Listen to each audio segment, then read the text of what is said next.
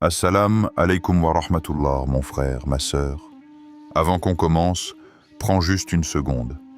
Abonne-toi si ce n'est pas encore fait, parce qu'ici, on parle vrai. Ici, on parle de ce qui se passe dans ton cœur, même quand personne ne le voit. Et écris en commentaire une phrase qui te vient spontanément après cette vidéo. Ya Allah, purifie mon intention. Partage ce rappel à un frère ou une sœur qui cherche à se rapprocher d'Allah. Et surtout, reste bien jusqu'à la fin, parce qu'une surprise spirituelle t'attend. Une expérience qui pourrait bien changer ta manière de prier pour toujours. Maintenant, commençons. Dis-moi, mon frère, ma sœur, as-tu déjà ressenti ce petit frisson intérieur, ce léger sentiment de satisfaction quand quelqu'un te regarde prier? Ce moment où tu sens les yeux d'une personne posée sur toi, et soudain ta voix devient un peu plus douce, ta récitation un peu plus belle, ton geste un peu plus lent, ou peut-être ce petit sourire discret quand on te dit « Mashallah, tu es pieux, toi ». Tu ne l'as pas cherché, mais quelque chose en toi s'est réjoui. Et ce « quelque chose », aussi petit qu'il soit, n'est pas anodin. Parce que ce n'est pas seulement ton corps qui a bougé, c'est ton intention qui a légèrement glissé. Ce sentiment, aussi subtil soit-il, c'est le début de ce que le prophète a appelé le shirk caché. Un poison invisible, un virus spirituel, une maladie du cœur que même les plus pieux redoutaient. Tu vois, le shirk caché, ce n'est pas comme le grand shirk, celui des idoles ou des fausses divinités. Non, celui-là tu le reconnais, tu le fuis. Mais le shirk caché, lui, se déguise en piété. Il se cache derrière tes plus belles intentions. Il s'infiltre dans ta prière, dans ton jeûne, dans ta charité, dans ton mashallah. Et sans que tu ne t'en rendes compte, il peut anéantir des années d'adoration. Imagine un instant. Tu pries chaque jour, tu jeûnes chaque ramadan, tu donnes pour Allah. Mais le jour du jugement, Allah te dit « Va chercher ta récompense auprès de ceux pour qui tu faisais ces actes. » Quelle douleur, quel choc. C'est exactement ce que redoutaient les compagnons. Ils craignaient moins leurs péchés visibles que leurs intentions invisibles.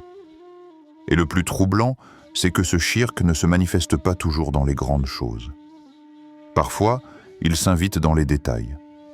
Une aumône racontée à voix haute, un dhikr publié en story, une larme essuyée trop tard pour être vue. Et pourtant, Allah sait tout. Il sait ce que ton cœur ressent avant même que tu le ressentes. Il sait quand ton intention se tord d'1 millimètre. Et c'est ce millimètre-là qui peut tout changer. Ce que le prophète craignait le plus pour sa communauté, ce n'était pas la pauvreté, ni les guerres, ni même le Dajjal. C'était le shirk caché. Il a dit « Ce que je crains le plus pour vous, c'est le shirk caché. C'est quand un homme embellit sa prière parce qu'il sait qu'on le regarde. » Hadith authentique rapporté par Ibn Majah. Tu vois, ce n'est pas le geste qui est mauvais. C'est l'œil intérieur qui le regarde pour autre chose qu'Allah. C'est le cœur qui veut plaire à une créature au lieu du Créateur. Et c'est pour ça qu'aujourd'hui, cette vidéo est peut-être l'une des plus importantes que tu regarderas. Parce que le shirk caché, ce n'est pas un sujet pour les autres. C'est un miroir que chacun doit tenir devant soi. Moi, toi, nous tous. Car personne n'est à l'abri de l'orgueil subtil, de la recherche d'attention ou du besoin d'être reconnu. Mais rassure-toi, reconnaître cette tentation, c'est déjà le premier pas vers la purification. Celui qui se méfie de l'ostentation a déjà commencé à la combattre. Et Allah aime les cœurs qui cherchent à se purifier. Alors, reste bien avec moi jusqu'à la fin de cette vidéo. Parce qu'à la fin, je vais te confier une invocation très spéciale, enseignée par le prophète lui-même. Une invocation que tu devrais réciter chaque jour pour te protéger de ce shirk caché, même sans le savoir. Tu ne veux pas la manquer. Maintenant, installe-toi, respire un peu et ouvre ton cœur. Car ce qu'on va aborder, c'est le danger invisible du cœur, celui qui fait trembler les sincères et éteint les hypocrites. le piège invisible du cœur. Ferme les yeux un instant. Imagine-toi dans la mosquée. Les tapis sentent le musc, la voix de l'imam résonne doucement, les lumières tamisées dansent sur les murs. Tu te lèves pour prier. Tu places tes mains sur ta poitrine. Ton cœur bat au rythme de Allahu Akbar. Mais soudain, tu sens un regard posé sur toi. Tu ne le voulais pas, mais tu le ressens. Et là, quelque chose change. Ton dos se redresse, ta récitation devient plus lente, plus soignée, plus mélodieuse. Tu veux que cette personne voie que toi aussi, tu es pieux, que ton adoration est belle. Et c'est dans ce simple instant, presque imperceptible, que ton intention glisse. Ce n'est plus « je prie pour Allah », c'est ce « je prie » et j'espère qu'on le remarque. Voilà comment le shirk caché commence. Il ne fait pas de bruit, il ne frappe pas fort. Il entre dans ton cœur doucement, comme une ombre au coucher du soleil. Et sans que tu t'en rendes compte, il s'installe dans ton adoration. Le prophète a dit « Ce que je crains le plus pour vous, plus encore que le Dajjal, c'est le shirk caché. C'est quand un homme embellit sa prière parce qu'il sait qu'on le regarde. » Rapporté par Ibn Majah. Réfléchis à cela. Le Dajjal, c'est l'une des plus grandes épreuves de la fin des temps. Et pourtant, le prophète, celui qui connaissait les secrets des cœurs, nous a dit « Il y a pire pour vous, ce que vous ne voyez pas, mais qui détruit vos œuvres. » Tu vois, le shirk caché, ce n'est pas seulement un acte, c'est une influence subtile. C'est la voix du nafs qui te murmure « Montre-leur que tu es sincère. Qu'ils sachent que tu fais le bien. Laisse-les admirer ton adoration. » Et c'est ainsi que tu deviens esclave du regard des gens, alors que tu es censé être serviteur du regard d'Allah. Le piège du cœur, c'est qu'il sait mentir. Tu peux dire « je le fais pour Allah ». Mais à l'intérieur, ton ego cherche un peu de reconnaissance. Tu peux même te convaincre que ce n'est pas grave, que c'est naturel. Mais chaque fois que ton regard cherche celui d'un autre qu'Allah, ta lumière intérieure s'éteint un peu. Tu peux jeûner et espérer qu'on le remarque. Tu peux réciter et guetter un compliment. Tu peux même faire le bien, en voulant qu'on te dise « tu es une bonne personne ». Et à ce moment précis, ton acte ne monte plus vers le ciel. Il reste là, prisonnier des regards humains, et Allah, lui, qui voit tout, détourne son regard de cet acte vidé de sincérité. Les pieux prédécesseurs pleuraient à cause de cela. Ils disaient « Je n'ai jamais combattu une chose plus difficile que mon intention. » Parce que l'intention change d'une seconde à l'autre. Elle est comme une plume dans le vent. Si tu ne la tiens pas fermement avec la main du dhikr et de la conscience, elle s'envole vers la vanité. Ce shirk ne se voit pas sur ton visage, mais Allah le voit dans le mouvement de ton cœur. Il vit dans les zones invisibles, là où personne ne regarde, mais où tout se décide. Alors, quand tu pries, demande-toi « Pour qui est-ce que je me tiens debout ?» Quand tu parles de religion, demande-toi « Pour qui est-ce que je parle ?» Quand tu fais le bien, demande-toi « Si personne ne le savait, le ferais-je quand même ?» C'est cette question qui sépare le sincère du prétentieux, le croyant de celui qui agit pour les gens. Et c'est cette question-là que le prophète voulait graver dans nos âmes. Parce qu'un cœur piégé par l'ostentation est un cœur emprisonné, même s'il paraît pieux à l'extérieur.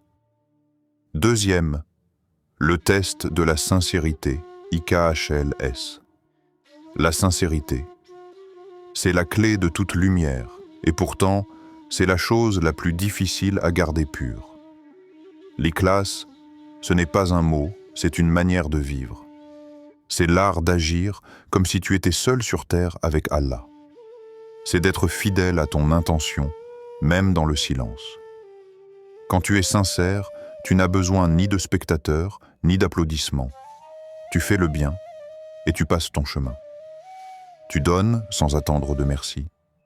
Tu pries sans attendre d'éloges. Tu aides sans attendre de reconnaissance. parce que tu sais qu'Allah voit, et qu'Allah récompense même ce que personne n'a remarqué. L'ikhlas, c'est ce moment où tu pleures dans ta prière sans que personne ne le sache.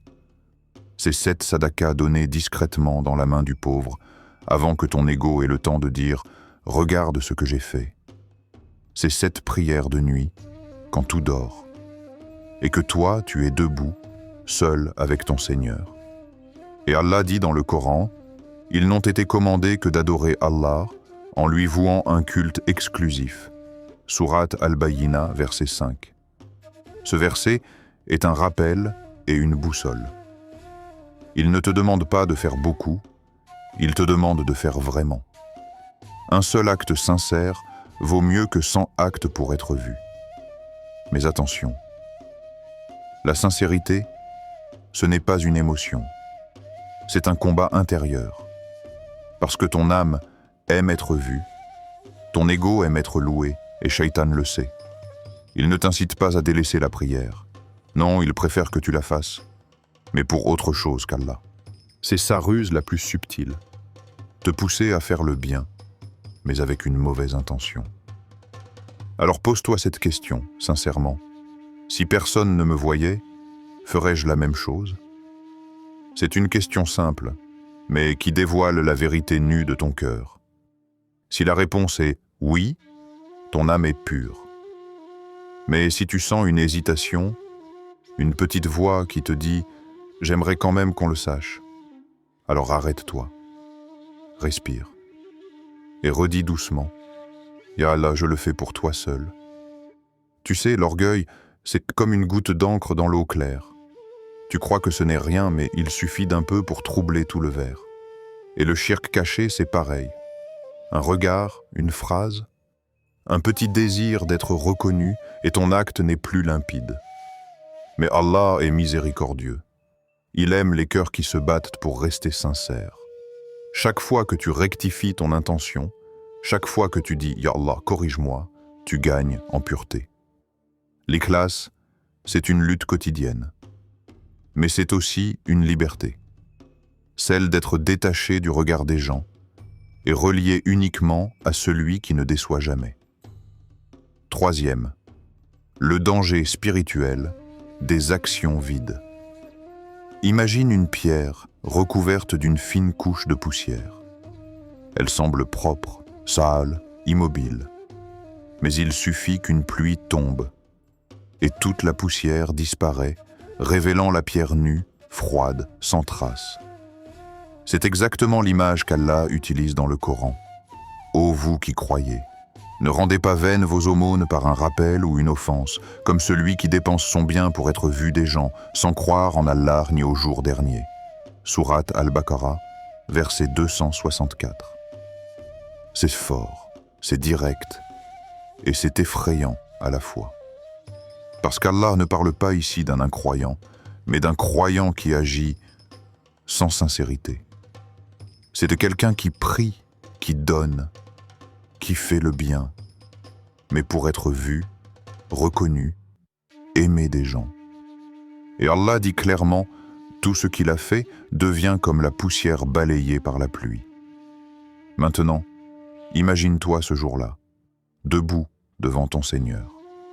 Tu penses avoir accumulé des montagnes d'adoration, des années de prière, des nuits de Ramadan, des aumônes généreuses. Et pourtant, quand le livre s'ouvre, les pages sont vides. Rien n'a été inscrit, rien n'a été compté. Tout s'est envolé. Subhanallah. Combien de prières ont été faites pour plaire à une personne? Combien d'actions ont été accomplies pour se faire remarquer? Combien de mashallah ont été recherchés plus que le mabrouk du ciel? L'ostentation est une illusion. Elle te donne l'impression de gagner de la valeur, alors qu'en réalité, elle vole ton poids spirituel. C'est comme si tu déposais tes bonnes actions dans un panier percé. Tu continues d'y mettre des fruits, mais au fond, tout tombe sans que tu t'en rendes compte. Et le pire, c'est que l'homme qui agit ainsi pense qu'il est dans le bien. Il prie, il donne, il parle de religion. Mais Allah dit dans le Coran, 10. Voulez-vous que nous vous informions des plus grands perdants en œuvre? ceux dont l'effort dans la vie présente s'est égaré, tandis qu'ils pensaient bien faire. Sourate Al-Kahf, versets 103 à 104. Quelle description puissante! Des gens qui se croyaient dans le bien en haut, mais dont les efforts n'ont jamais atteint le ciel. Parce qu'ils ne cherchaient pas le visage d'Allah, mais le regard des gens. Le danger, c'est que ces actions peuvent sembler belles. Elles peuvent même inspirer les autres. Mais dans l'invisible, elles sont creuses, vides, sans lumière. Tu peux réciter le Coran avec une voix parfaite, mais sans âme. Tu peux donner des millions, mais sans sincérité. Tu peux prier à la première rangée, mais ton cœur est dans la foule. Et c'est pour cela que le shirk caché est redoutable. Il transforme les perles de ton cœur en pierres sans éclat. Regarde autour de toi. Dans un monde où tout se filme, se partage, se poste, combien d'actes sont encore faits en secret? Combien de mains donnent sans story? Combien de prières se font sans selfie? Combien de cœurs prient sans témoin?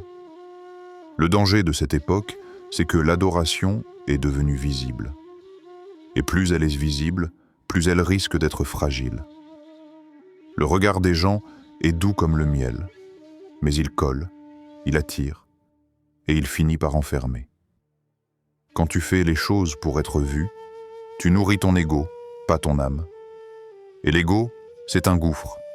Plus tu lui donnes, plus il réclame. Tu veux qu'on t'approuve aujourd'hui, demain tu voudras qu'on t'admire.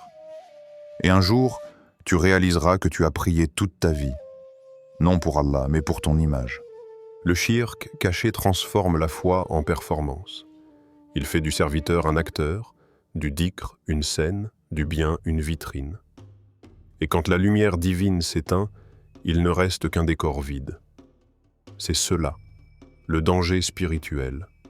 Des actions sans vie, des gestes sans âme, une foi sans cœur. Quatrième, purifier son intention. Mais Allah, dans sa miséricorde, ne nous laisse jamais sans remède.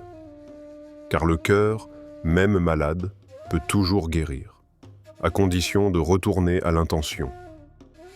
Purifier son intention, c'est comme nettoyer une source. L'eau est peut-être trouble, mais elle peut redevenir claire si tu enlèves ce qui la pollue. Et la première étape, c'est de se souvenir de qui tu sers. Quand ton ego veut être vu, rappelle-toi. Les gens peuvent t'admirer, mais ils ne peuvent rien t'apporter. Ils ne peuvent ni te pardonner, ni te sauver, ni t'élever.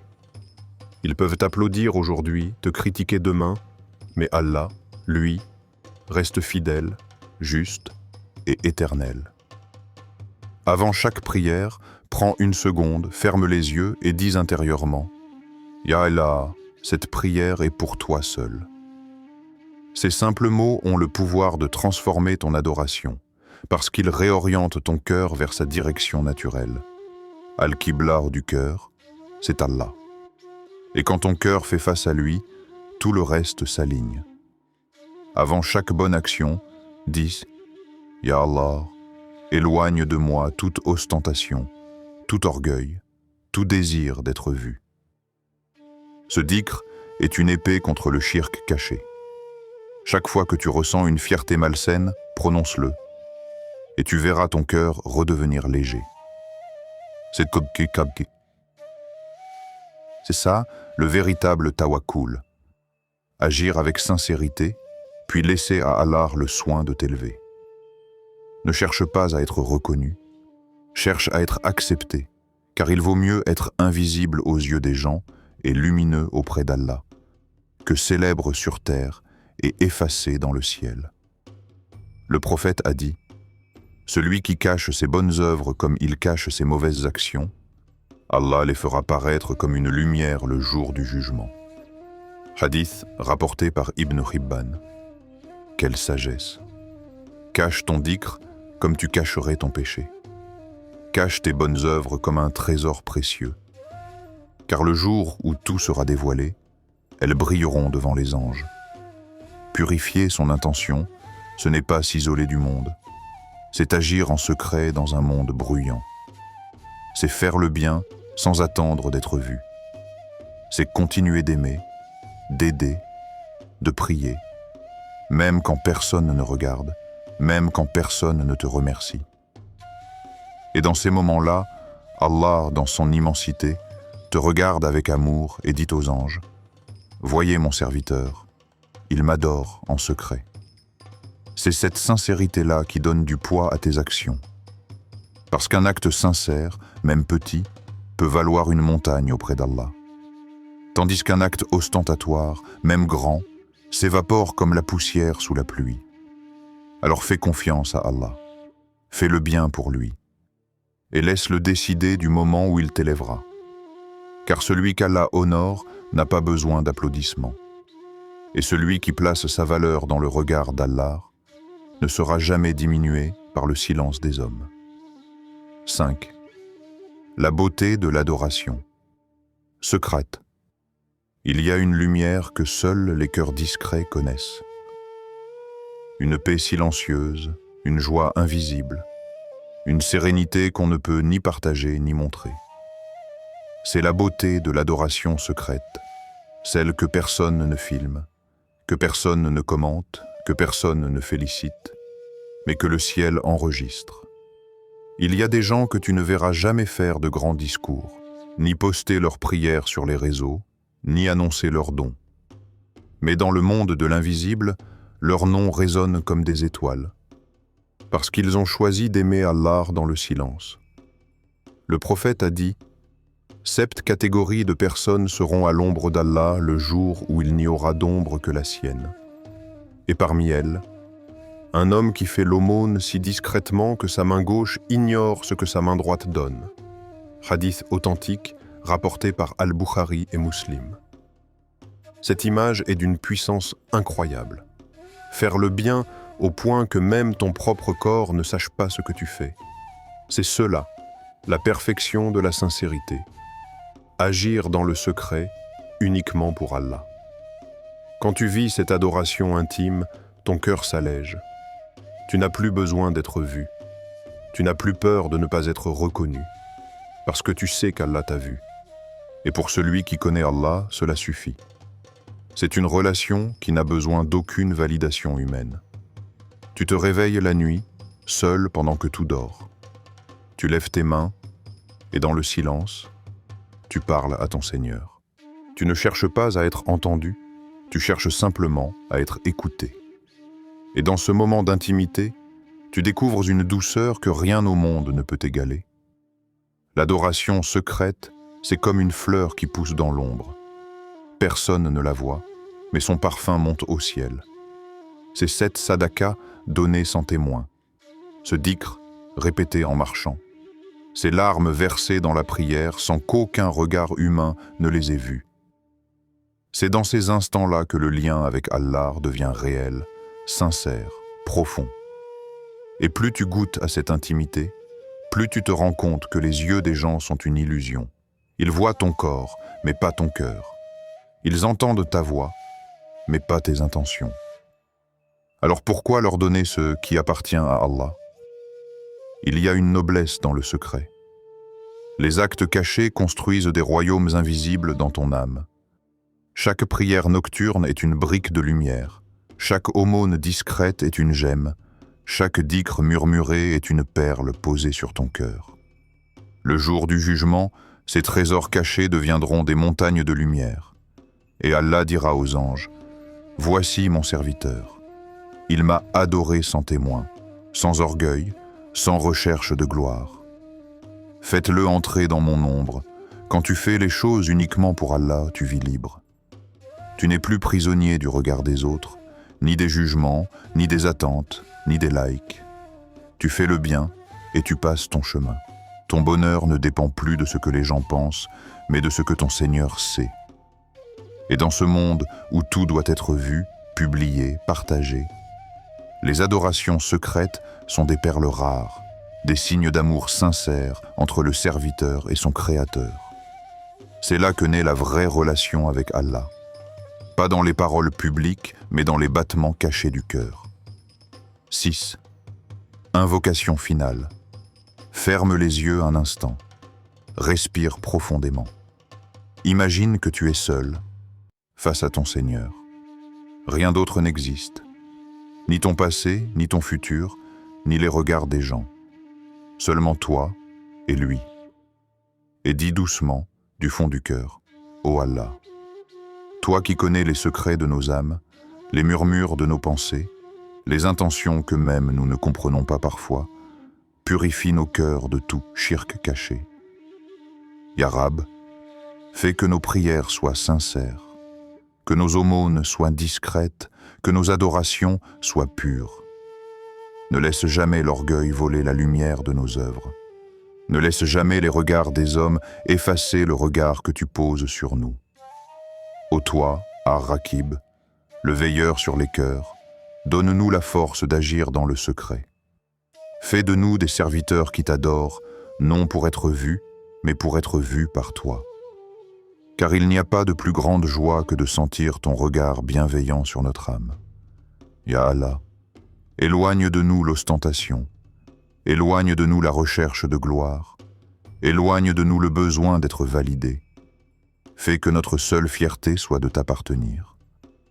Ya Rahman, fais que notre cœur devienne un sanctuaire de sincérité, où seul ton nom est invoqué, où seul ton amour réside, où seul ton plaisir est recherché. Et quand nous tomberons dans la vanité, rappelle-nous que tout ce qui est fait pour les gens disparaît, mais tout ce qui est fait pour toi demeure éternel. Ya Rab, accepte même nos actions imparfaites, parce qu'elles viennent de cœurs qui veulent bien faire. Guide-nous vers le ikhlas, vers cette sincérité qui transforme les gestes simples en actes sublimes. Donne-nous le goût de t'aimer pour toi seul, et non pour ce que tu donnes. Ô Allah, fais que nos prières deviennent des rencontres, nos jeûnes des dialogues, nos dons des secrets entre toi et nous. Et au jour du jugement, quand tout sera dévoilé, fais que nos œuvres cachées brillent plus fort que nos paroles publiques. Amen. Mon frère, ma sœur, si ces mots ont touché ton cœur, ne les garde pas pour toi. Partage cette vidéo à un frère, à une sœur, à quelqu'un qui a besoin de se reconnecter à Allah. Et écris en commentaire: Ya Allah, rends-moi sincère dans tout ce que je fais. Reste jusqu'à la fin, car une dernière surprise t'y attend. Un rappel simple, mais capable d'éveiller ton âme à nouveau. Mon frère, ma sœur, ce soir, avant que tout ne s'endorme autour de toi, essaye quelque chose de différent. Pas un long dhikr, pas une lecture d'1 heure, juste un moment vrai. Un instant entre toi et Allah. Quand tu poseras ton front au sol, dis doucement, sans bruit, sans effort, sans chercher de belles paroles: Ya Allah, je t'offre ce moment, rien qu'à toi. Laisse ces mots traverser ton cœur comme une caresse. Ne les dis pas pour qu'ils soient entendus, dis-les pour qu'ils soient ressentis.